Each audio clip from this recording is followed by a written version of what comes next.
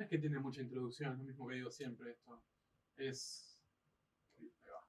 Es como arrancar la charla y ver qué sale. Tenemos a partir de ahora 45 minutos para charlar de Bárbaro. todo. Espero hacerlo bien y espero te guste.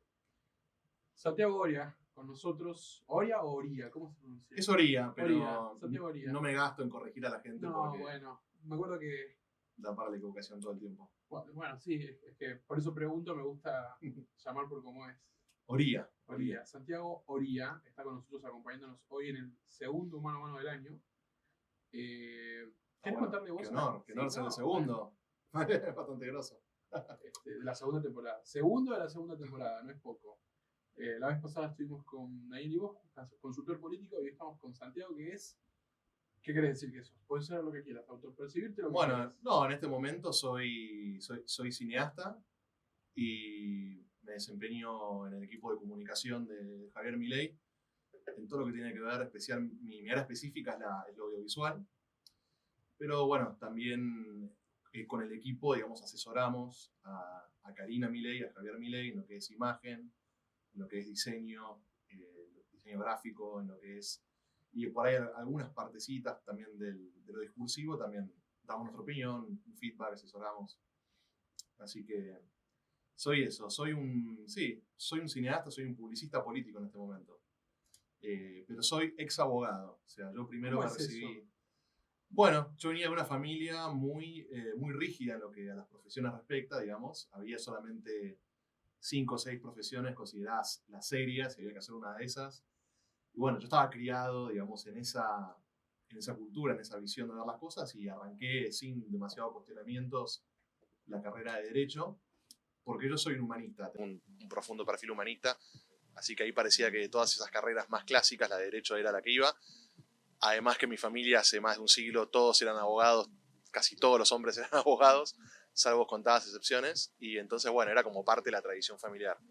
Así que arranqué Derecho y si bien los primeros años me gustó mucho porque son los años por ahí más filosóficos, que vos ves Derecho Constitucional, que ves como materias más filosóficas y más sociales y políticas, digamos que tienen que ver con, por ahí, con la discusión política amplia, a medida que avanzaba la carrera y se ponía más en específico del trabajo así puro y duro del abogado, me empecé a cuestionar la carrera, si era lo mío, si me llenaba como persona, si no, si yo tenía curiosidades más amplias, pero bueno,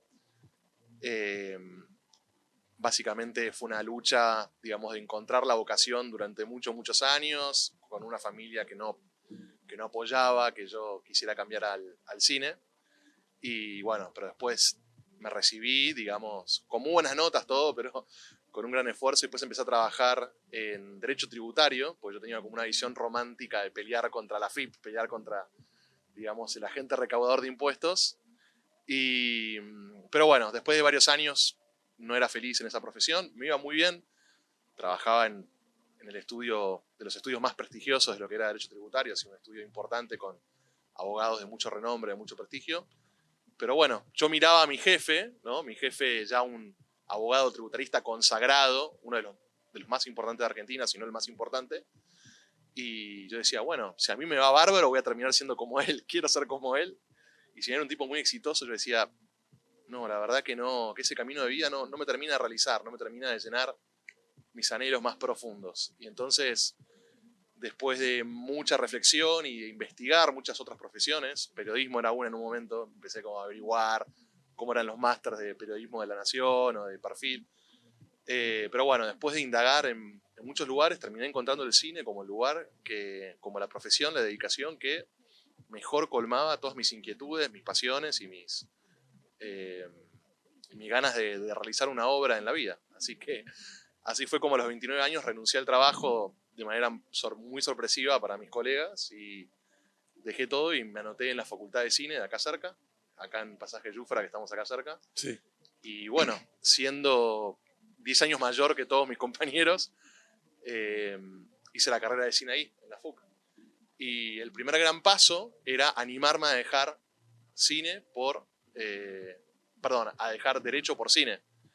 Y el segundo gran paso, que también me costó darlo, pero estaba esa inquietud desde un principio, era, bueno, ahora pasar a la política.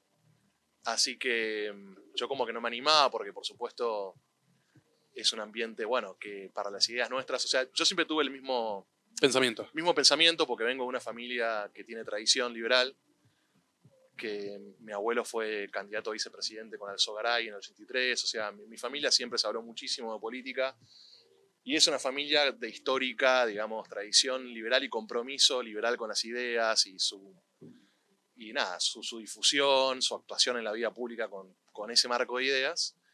Y hay una cosa graciosa de mis amigos, yo por ahí cuando seguía manteniendo mi pensamiento liberal, me decían, che, pero vos te pasaste a cine. Tipo, no, yo me pasé a cine, no me pasé a ser de izquierda, digamos. Claro. Entonces, pero bueno, fueron dentro de que ya mi nueva profesión de cine, cuando estaba trabajando en videoclips, más que nada, que es el mayor mercado que hay en Argentina, es donde más plata hay, donde más trabajo hay.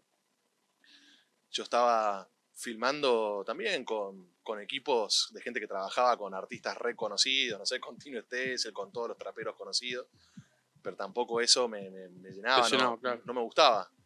Y fue con la cuarentena que siguió el punto de inflexión, que estaba toda la industria del cine parada, no había nada para hacer, y bueno, el país que se destrozaba, que se iba, digamos, totalmente al tacho, amigos míos que emigraban, eso me dolió mucho, porque para mí es como que se hayan muerto, o sea, es como que ya las reuniones de amigos míos están diezmadas, ¿viste? No, es como que falta gente y es casi el equivalente a que se hayan muerto, porque ya no los trato más en la vida diaria, amigos míos que yo tenía un trato, digamos, muy afectivo, muy seguido.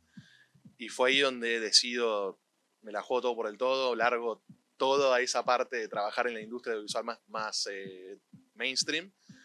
Y bueno, y me decido empezar a hacer con lo mío política. Y lo primero que hice fue contactarme con Carlos Maslatón. Sí. Carlos Maslatón es medio como un iniciador, viste, a todos en lo que es el movimiento liberal, digamos, también un poquito, ya fue de los primeros en entrevistar a Javier Milei, es como que por él medio que pasa un poco, Sí. confluyen los caminos, ¿no? Y bueno, me contacté con él, hicimos un documental filmado en plena cuarentena dura, o sea, contra todo, obviamente violando todas las normas habidas y por haber, un documental que era completamente en contra de lo que estaba pasando. Sí, que es en blanco y negro, ¿no? En blanco y negro, o sea, la idea era darle una estética como le gusta a él, viste, como medio de... Art Deco y todo eso ahora. Está la faceta del Art Deco y está la faceta también de hacer como comunicados de guerra, viste, comunicados de guerra estilo Segunda Guerra Mundial. Sí. Entonces Maratón era como De Gaulle, viste, en la resistencia francesa llamando a Francia a resistir, viste, contra los nazis. Entonces le dimos esa estética como bélica, mezclada con Art Deco, mezclada con también por ahí con un poco de lo que es ese film de Pino Solanas de filma Perón en Puerta de Hierro, actualización doctrinaria para la toma del poder o algo así. Y bueno, y de toda esa mezcla hicimos ese documental que bueno, tuvo su público, tuvo su buena repercusión, no mega masiva, pero tuvo su buena repercusión.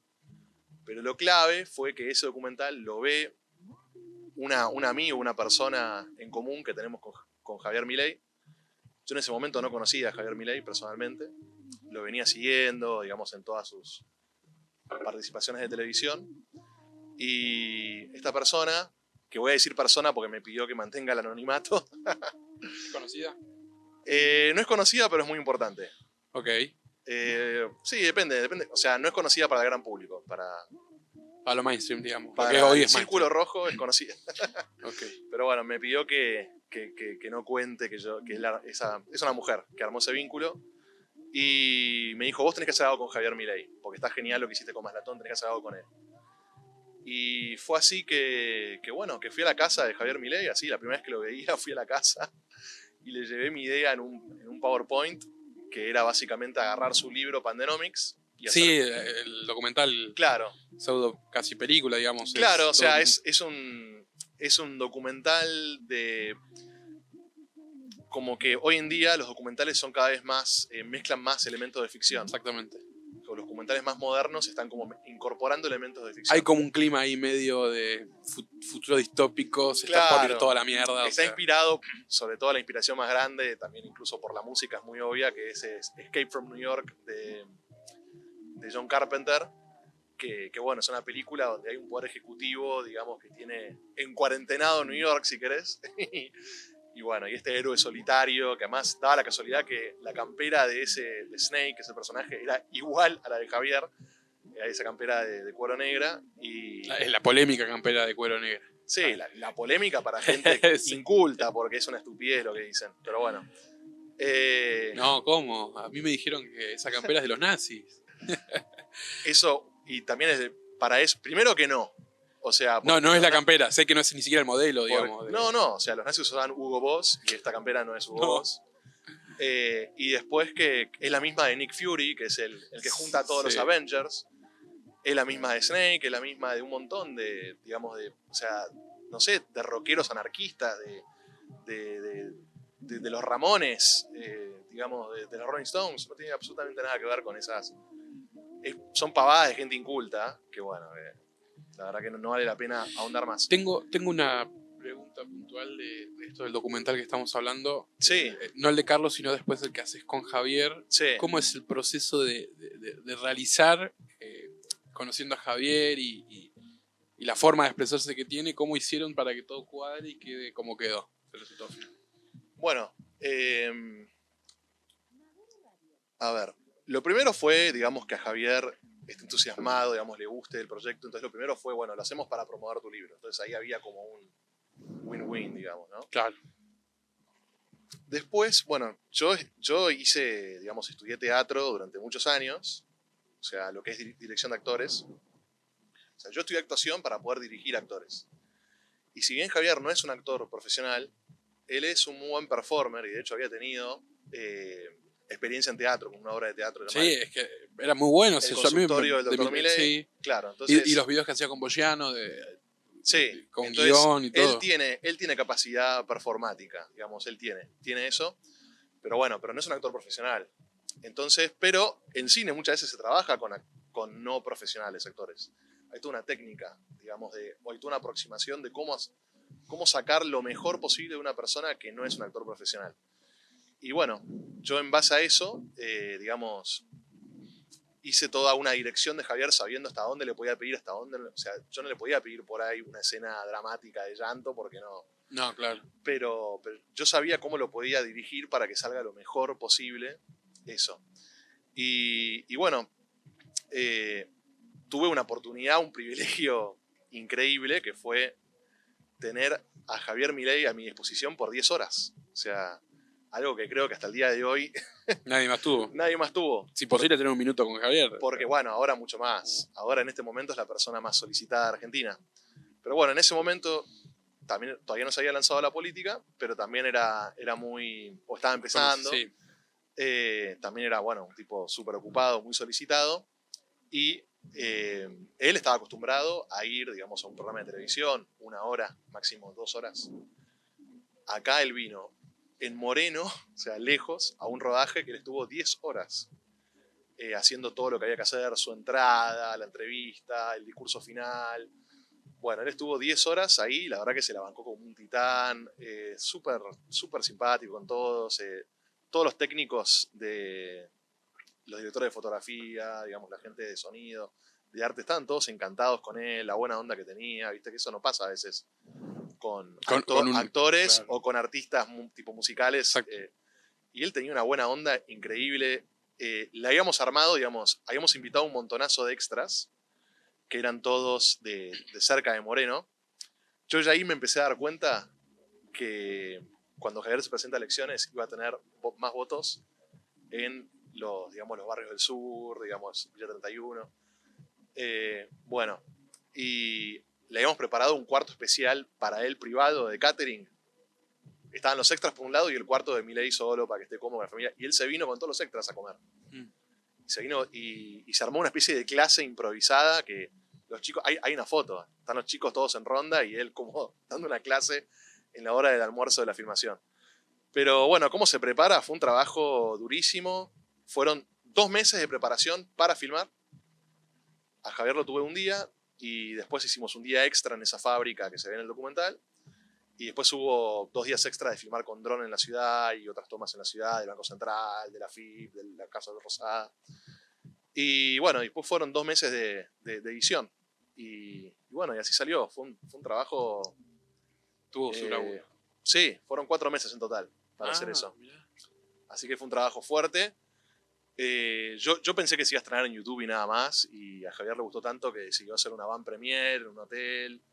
Vinieron como 500 personas en plena cuarentena, ¿eh? Estaba todo cerrado, o sea, no había cines, no había nada, no había salas. Y bueno, así que estuvo, nada, fue espectacular. Y la vieron más de 2 millones de personas. Sí. Cosa que bueno, que fue impresionante. O sea, si vos sumás los distintos canales que la subieron, y Facebook, y una aplicación que se llamaba @milei, que ahora medio que murió, pero que si vos sumabas todo, eran 2 millones de views. Y nada, yo me enteraba de gente que la había visto, que era insólito que la había visto, ¿viste? Como la madre de un compañero de la facultad de cine, ¿viste? Gente como que era raro que la viese. Sí, claro. Así que tuvo mucha difusión. Y así que bueno, así que eso fue. Eso es la preparación. Escúchame, te vuelvo un poco más para atrás. A lo que hablamos un poco al principio, decís que tomás 2 grandes decisiones. Una Sí. es sacar derecho y entrar con cine, y después salir del cine convencional para hacer de alguna manera política. Sí. Pero hay algo que todavía no logro entender bien, que si Sí. bien algo lo mencionaste, es ¿por qué exactamente cine para expresarte? ¿Qué encontrás en el cine que no encontrás en otro lado?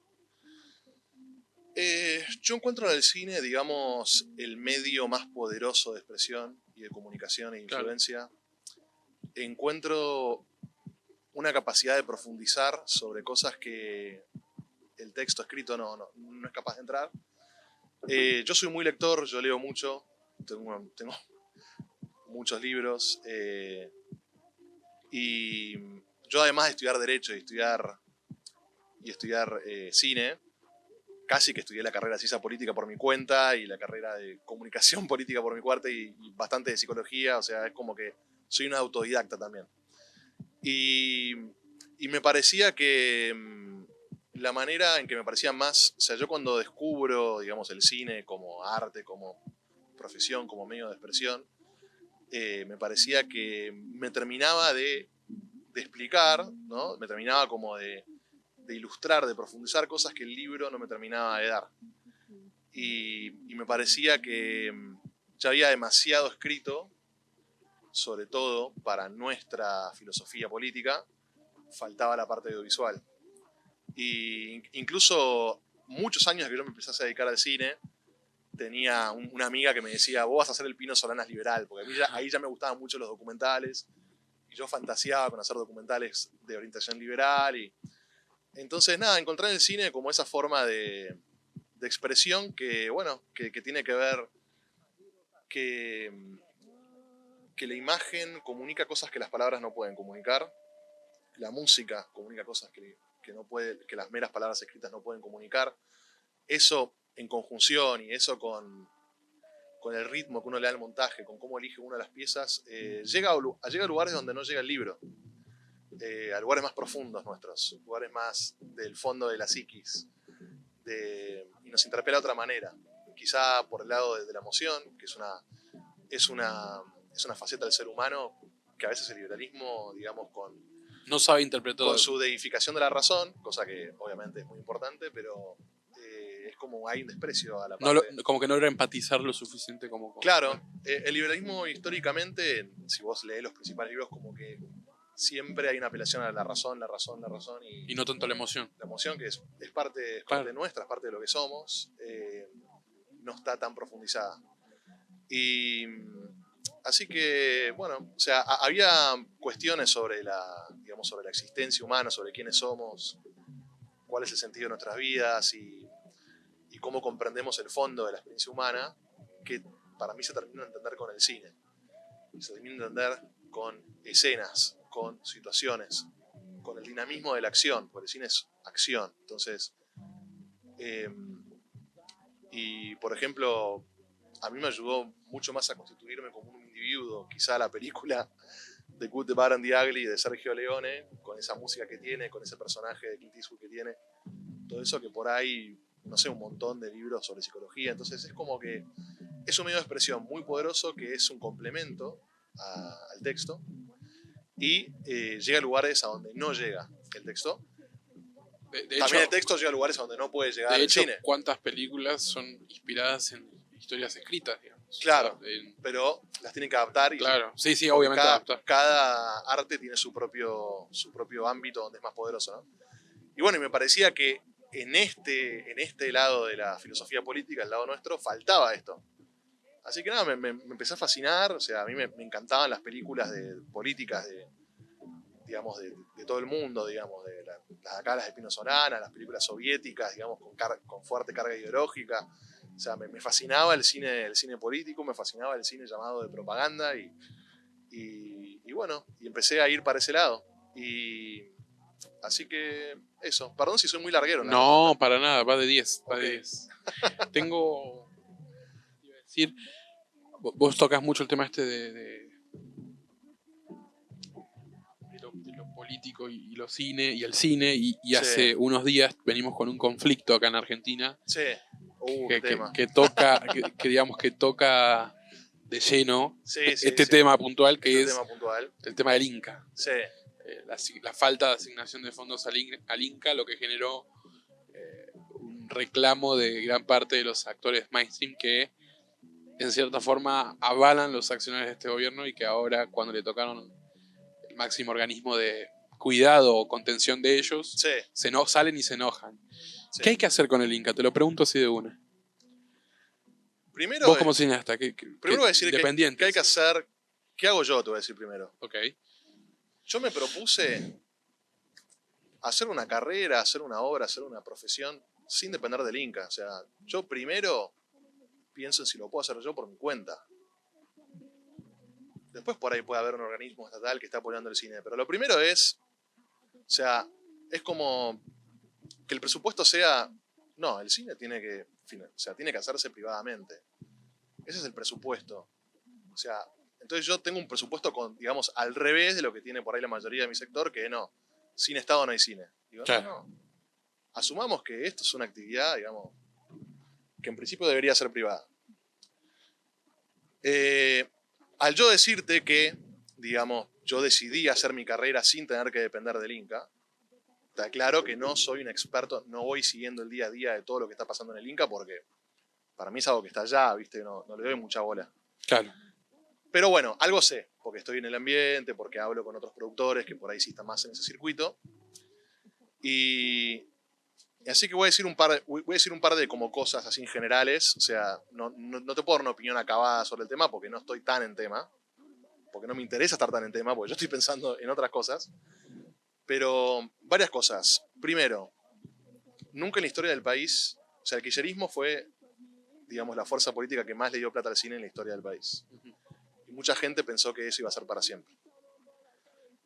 Bueno, eso no iba a ser para siempre. Entonces, primer punto. Segundo punto. La mayoría de lo que financia el Inca es pésimo. La gran mayoría.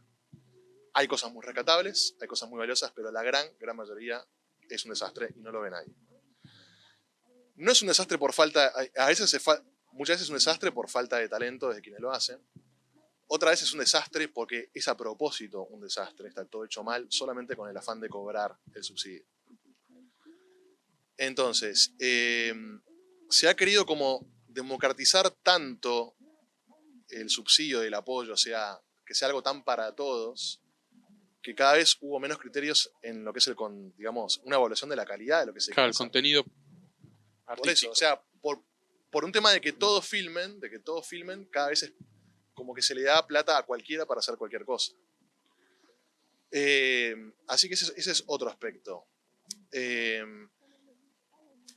Entonces, después está el aspecto de cómo se financia el Inca, que sí, se financian los impuestos, pero se financian impuestos específicos.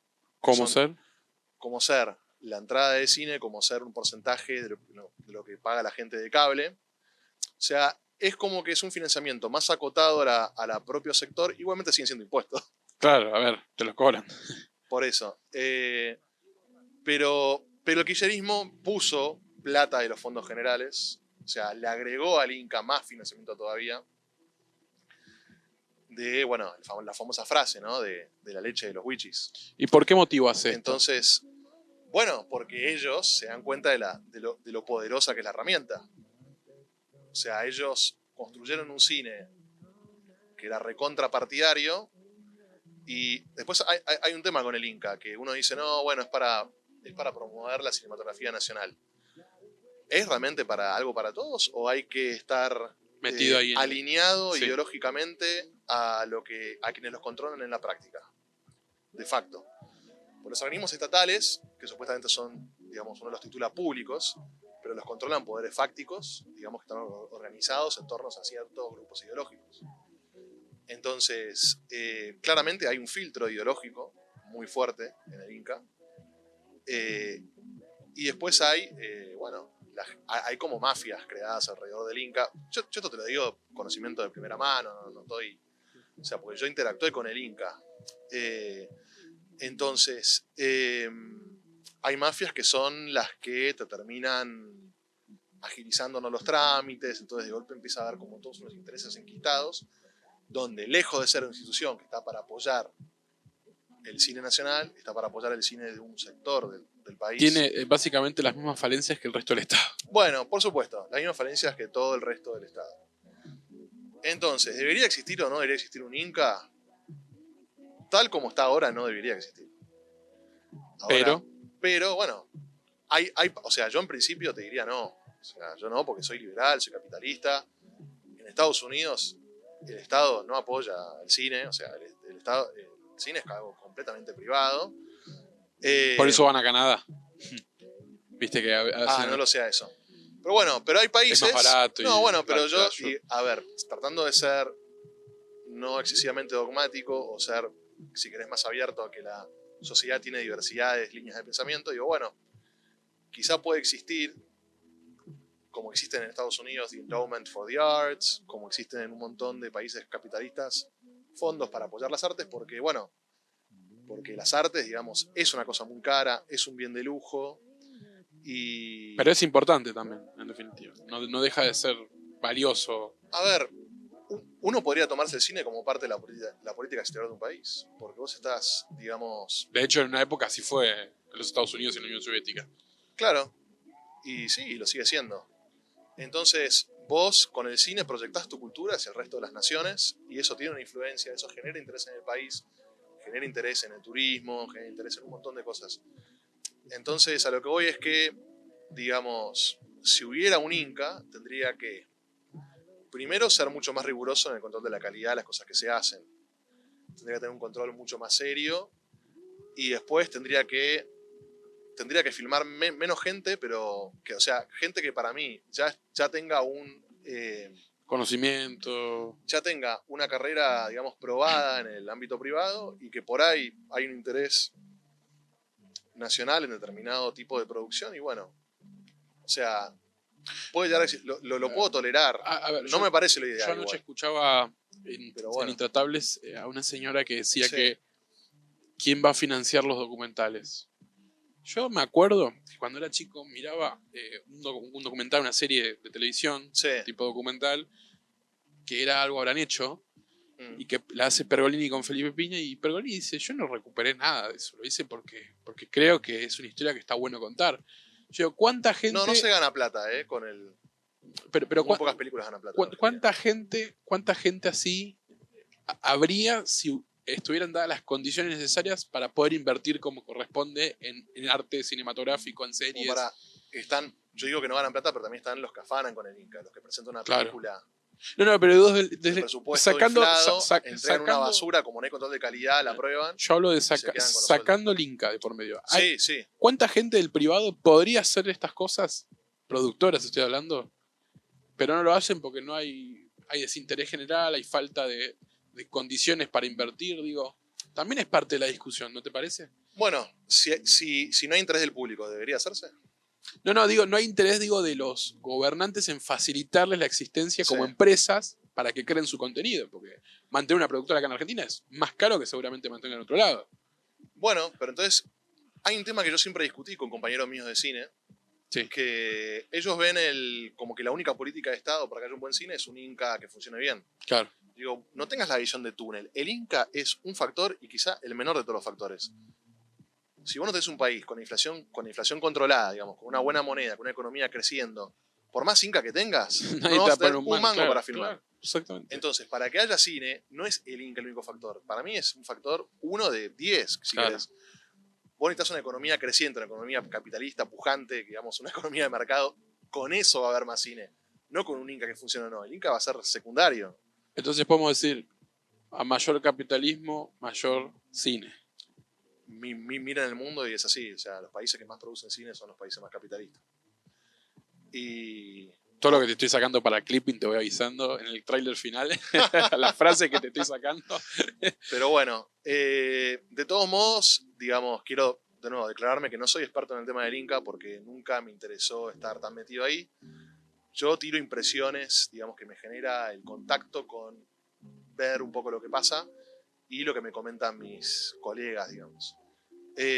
Pero sí, o sea, si yo te tengo que sintetizar es, si querés más cine, tenés que tener más capitalismo, más economía de mercado. Eso es lo primero. O sea, vos no puedes tener un país de economía socialista y cine. O sea, ¿qué pasa en los países, por ejemplo? ¿Qué pasaba en la Unión Soviética? Se ponía muchísima plata en el cine, pero claro, o sea, era para muy pocos. Y para algo muy Y puntual. tenías que estar no 80% alineado al gobierno, 100% alineado 101. al gobierno. 101. Sí. Entonces, ¿queremos eso también o no? Me parece que no. O sea, el mejor cine debería ser lo más libre en su expresión posible.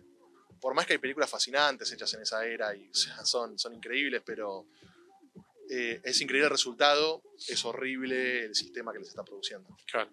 Es invivible y es injusto y bueno, solamente muy pocos cineastas de esa era podían filmar y tenían que hacerlo sí o sí alineado 100% a la política internacional, incluso de la Unión Soviética. Y por fuera de la política y más en el arte de la ficción Sí. o de la historia, si se quiere, ¿tenés algún proyecto en mente en el que vengas trabajando? Tengo un proyecto de ficción, pero está abandonado, digamos. En este momento lo que más me interesa es el cine documental político. Es el género que más me interesa.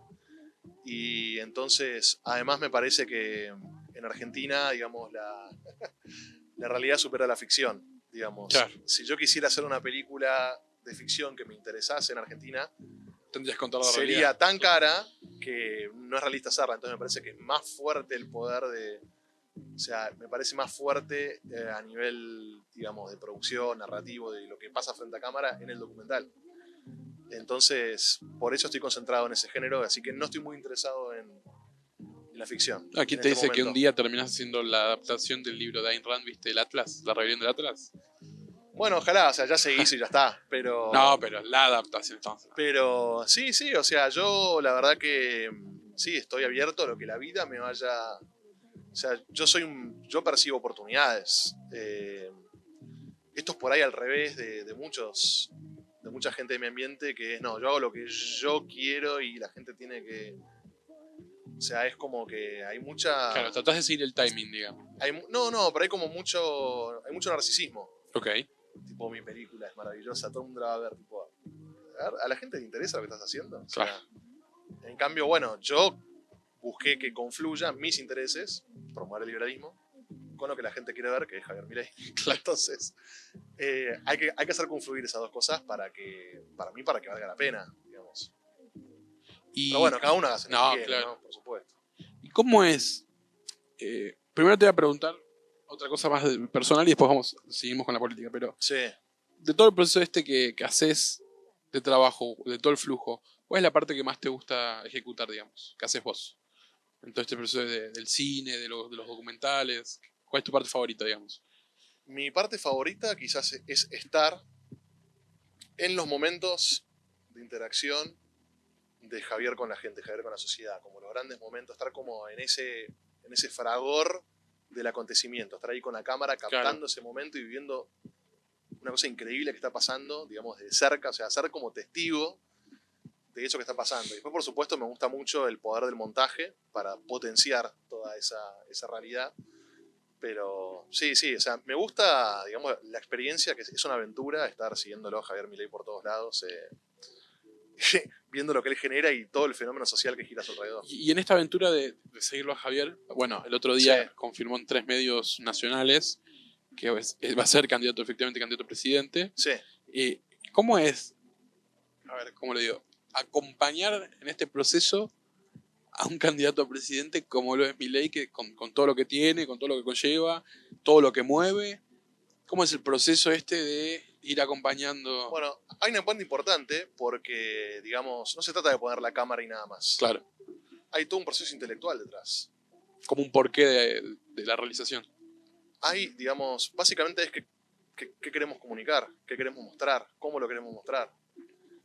Todo eso requiere un proceso intelectual de entender al candidato, entender el momento argentino, entender el pulso de la política, entender qué lo hace crecer, qué lo hace decrecer, entender, digamos, ser original, ser distinto a los demás,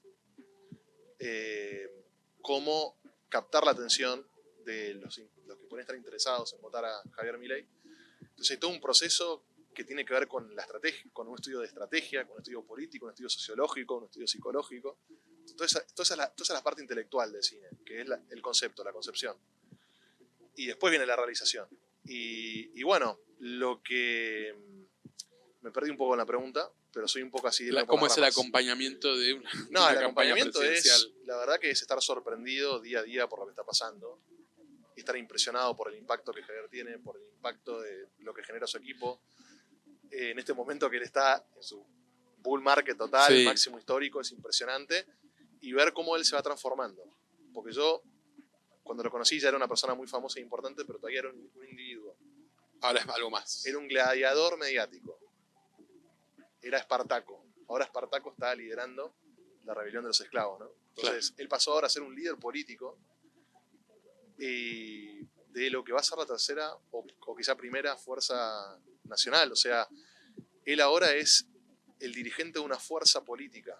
Y eso es una transformación muy grande, de pasar a ser una persona que actúa individualmente a liderar todo un equipo de profesionales y técnicos de la política y dirigentes políticos y toda una como unas grandes huestes de militantes detrás. Es una transformación que yo la fui viendo en él y es impresionante, y lo bien que ha transitado de una etapa a la otra, teniendo una capacidad impresionante de conducción política. Y de convencimiento, porque la gente se convence cuando lo escucha de una manera. O sea, él es el más convencido de todos, el más convencido del éxito que va a tener. O sea, a veces por ahí la gente del equipo, o mejor hablo por mí, digamos, yo por ahí digo, bueno, por ahí sacamos un 10% en la elección y va a estar buenísimo. Y claro. Y de golpe, y él dice, no, esto va a ser 2 dígitos altos. Y así fue. O sea, él siempre es el más convencido de todos. Y eso te inspira mucho a movilizarte uno mismo y tener ese optimismo y tener esas ganas, esa fuerza. Y continuar y todo. Así que, ¿cómo? Sí, o sea, seguir. Porque lo tenés que acompañar, digamos, en todo el país, también no es que es poca cosa. La fuerza de la convicción como que no es menor. O sea, es algo realmente estimulante y movilizante para todos quienes los rodean y para toda la gente que se va sumando, digamos, a esta verdadera revolución social que estamos viviendo. ¿Cómo es puntualmente acompañarlo? Imagino que es un poco cansador, o sea, físicamente te debe cansar acompañarlo por todo el país, es un súper laburo. Me acuerdo que la campaña fue ya de por sí un súper laburo que terminabas tarde seguro. No, y además sí, o sea, muchas trasnoches, o sea, noches sin dormir editando para que el video salga lo antes posible. Entonces sí, es un gran esfuerzo físico. Que nuestro esfuerzo físico es la única manera de compensar, es una de las tantas maneras que tenemos de compensar nuestra falta de recursos y de compensar, digamos, la inferioridad de recursos materiales que tenemos con los demás equipos de campaña de las 2 grandes coaliciones. ¿Cómo es hacer una campaña con pocos niveles, con pocos recursos, digamos? ¿Cómo hacen? ¿De qué se trata? Tenés que ser creativo. Por ejemplo, ¿no? Esto de las clases de Milei al aire libre. No se gasta un mango. Son las ideas más geniales que hubo en la política en los últimos tiempos y tuvo un impacto impresionante, ¿no? Entonces ahí ves como una idea que nadie se le había ocurrido, quizá porque nadie es capaz de hacerla. Nadie es capaz de los principales políticos que son candidateables a dar una clase pública. Entonces ahí tenés como, eso es una movida, digamos, creativa, hecha con poca plata, que tuvo un impacto gigante. Entonces vos tenés que tener poco discurso, tenés que tener creatividad para innovar en política y estar siempre a la vanguardia y estar innovando. Eso genera atención hacia vos, genera como la gente se interesa por el fenómeno Milei, quiere saber de qué se trata, salen un montón de notas analizándolo porque lo ven como algo nuevo, algo original, algo distinto. Sí, todo el mundo encima. Algo distinto, entonces eso es muy importante, ser distinto, ser vanguardista, ser creativo, ser disruptivo, muy importante. Después, bueno, tenés que tomártelo, esto no es un trabajo, esto es una causa. Claro. O sea, tenés que tener un nivel de sacrificio personal por la causa muy grande. Tenés que estar dispuesto a renunciar a muchísimas cosas. Escúchame, ¿y cómo es? Porque vos lo dijiste recién, no es que hay un verticalismo ideológico, porque dentro del espacio de Javier hay gente que convive con diferentes, no ideologías, pero sí pensamientos, Sí. que capaz en la praxis política hace que haya algún que otro roce. De hecho, Sí. yo hoy buscaba y lo encontré la vez que nosotros nos cruzamos, no sé si te acordás, en Twitter por el tema de la comisión de presupuesto, que Javi no había ido y todo el mundo se cruzó con todo el mundo. Sí. Pero creo que es parte del folclore de tener un espacio heterogéneo, que capaz no todos coinciden y mucho menos en la estrategia. ¿Cómo es estar ahí en el... Para vos, ¿cómo lo vivís vos? Ese tema de convivir con otras personas que capaz quieren decirte que este no es el camino. O que, ¿cómo es la discusión política interna? Yo no me caracterizo por ser dogmático. Digamos, para mí el norte es la libertad, pero después hay muchos matices, muchas expresiones de eso. Entonces no estoy... O sea, no me enrosco por... como matices ideológicos. Okay. Eso es lo primero. Segundo, a ver, me perdí un poco. ¿Cómo es estar ahí como en ese quilombo? Claro, ¿qué opinás vos de la discusión interna? ¿Te gusta? ¿La sufrís un poco? Yo trato de mantenerme al margen. Si vos mirás mi Twitter o mis redes, no... Claro, siempre pateás para adelante. Claro, o sea, para mí, o sea, trato de que para mí la libertad avanza o este movimiento que tiene como líder a Milei, digamos, yo lo veo como un movimiento amplio y trato de, bueno, que entre en ese paraguas la mayor cantidad de gente posible. No me gustan los internismos, trato de evitar todo tipo de no me sale otra palabra, pero de puterío por Twitter. ¿Cómo lo vivo? Sí, a veces lo sufro un poco. Lo sufro, me parece que hay muchas actitudes contraproducentes. A veces falta de pragmatismo, falta de realismo político.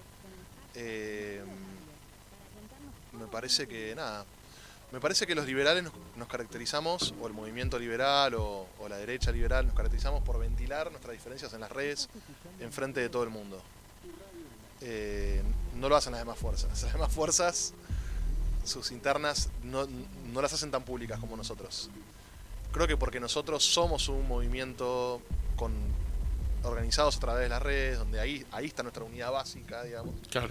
Entonces ahí planteamos los debates a la luz de todo el mundo y hay peleas y eso puede desalentar a muchas personas. O sea, yo lo que les digo es que no se desalienten por eso y sigan, digamos, tirando para adelante. Se está acabando el tiempo, qué lástima. No, pero lo voy a obviar y te voy a hacer Sí. Quiero hablar de algo más antes de cerrar, que es un poco ajeno a la política, pero me parece muy importante. De hecho, es un tópico que tocamos mucho en La Misa del Oso, un programa de radio a la noche que tenemos. Necesito que me digas tus 3 películas favoritas. Son American Dharma, de Errol Morris. ¿Te la describo un poco? Sí, no? Necesito saber por qué. American Dharma. Dharma es este término hindú, de la religión hindú, ¿no? El Dharma. Sí. American Dharma es una película del director de izquierda línea Bernie Sanders. Absurdo aquello. Que se llama Errol Morris. Sí. Que entrevista a Steve Bannon, Ok. el estratega de la campaña de Trump, que además sí. es cineasta como yo. Ah, mira, eso no lo sabía. O es una persona que venía de las finanzas, devenido en cineasta, en documentalista. Ok. Entonces, lo entrevista a Bannon en un estilo, obviamente, confrontando con las ideas de Bannon y pintándolas como negativas, porque bueno, él viene de otra tradición ideológica, pero uno puede ver más allá de esa crítica y ver lo que Bannon está proponiendo. Y bueno, la película es fascinante. O sea, no solamente Errol Morris para mí es el más grande documentalista vivo, sino que bueno, que cómo encara, digamos, o sea, Errol Morris se pregunta cómo ganó Trump. No puedo entender por qué ganó Trump. Estratega de Trump, explícame qué pasó, cómo fue, cómo pensás, por qué ganaste, cuál fue tu estrategia. Entonces Bannon se la cuenta en esa película y está retratada espectacular, con un montón de referencias a películas famosas, o sea, como toda una cinefilia impresionante. Es una película espectacular, se la recomiendo, véanla todos. Mi otra gran película favorita es Fitzcarraldo, que es una película de Werner Herzog, cineasta alemán. Es otro de mis cineastas favoritos, es un gran documentalista. En esa película es una película sobre la voluntad de hacer las cosas imposibles. No sé si, es una película que sucede en el Alto Perú, en el siglo XIX. Hay un tipo que quiere instalar una ópera en el medio del Amazonas, en el medio de la selva. No sé si en el Amazonas hay, bueno, pero en el medio de la selva. Y para eso levanta un barco a través de una montaña, y, o sea, hace cosas como imposibles. Y me parece, bueno, que esa, digamos, esa fuerza, digamos, de la voluntad, me parece que bueno, que es algo que a mí me llama mucho, digamos, como postura existencial frente a la vida, hacer cosas así imposibles. Así que está eso. Y otra película favorita mía podría ser, tengo muchas, pasa es difícil decir 3 cuando creo que ya he visto más de 5.000 películas, pero te podría decir quizá a mí me gusta mucho Barry Lyndon de Stanley Kubrick. Okay. Es una película de, bueno, Stanley Kubrick, director de La Naranja Mecánica, 2001 Odisea del Espacio, The Shining, El Resplandor, digamos. Y esta película es sobre las aventuras como de trepador social del siglo XVIII. Y hay mucho de lo que es la política, la sociedad y cómo funciona. Y es una película fascinante. Te dejo cerrar a vos. ¿Qué te gustaría decir a la gente antes de irnos? Lo que me gustaría decirles es que se pregunten por... me voy a poner re filosófico. Bueno. No, que se pregunten seriamente por el sentido de sus vidas y que busquen eso con mucha pasión. Y que sean, para mí, el máximo logro del liberalismo es ser un individuo. Es ser único, un individuo, o sea, buscar que sean únicos, o sea, busquen ser únicos y busquen que la vida que tienen valga lo más la pena posible. Así que ese es si querés, mi mensaje. Por ahí es un mensaje por ahí demasiado, pero bueno, en lo que respecta al momento político actual... Pero es tu mensaje, está bien, es válido. Sí, en lo que respecta al momento político actual, digamos, si quieren apoyar al liberalismo, lo más importante es darse cuenta de la necesidad estratégica de un líder. Entonces, que si en este momento Javier Milei es abrumadoramente, claramente el líder del movimiento liberal, entonces, si ustedes dicen, no, yo, o sea, si vos querés apoyar las ideas, ¿viste la clase que usan ideas o personas? Sí. En este caso, apoyar las ideas es apoyar la candidatura de una persona.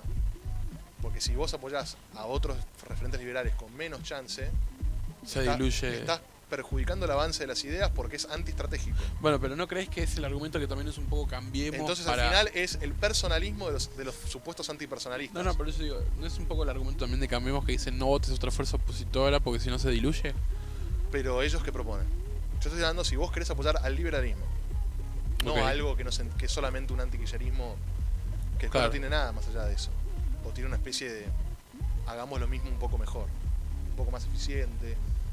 O supuestamente, sin robar. Sin robar, supuestamente. Claro, o sea, por eso no, si vos sos comunista, andate, anotate en el Polo Obrero. Pero si vos sos liberal, en este momento la estrategia para apoyar las ideas es apoyar la candidatura presidencial de Javier Milei. Si vos apoyás candidaturas presidenciales de otros liberales, está siendo antiestratégico, está siendo un personalismo de los supuestos antipersonalistas. Porque eso solamente divide el voto. La manera que las fuerzas liberales tengan la más fuerza posible es apoyando la candidatura de Javier Milei, porque así funciona la política. No puede haber dos presidentes. Entonces, cuando se va consolidando una figura, en su liderazgo hay que apoyar ese liderazgo. Que es apoyar las ideas. Porque esa persona tiene esas ideas. Qué cantidad de clipping me dejaste para el trailer. Te doy unas definiciones durísimas. Gracias por venir, Santi. No, un placer. Me hubiese quedado más tiempo, pero bueno, está perfecto. Creo que hemos repasado de todo y la verdad que me diste para tirar manteca al techo con la cantidad de clipping que puedo sacar después. Después, bueno, si polemizamos en redes... Está bien, está bien. Espero no haber quedado muy sentimental con ese final. No, pero estuvo perfecto. Vamos cerrando acá. Gracias.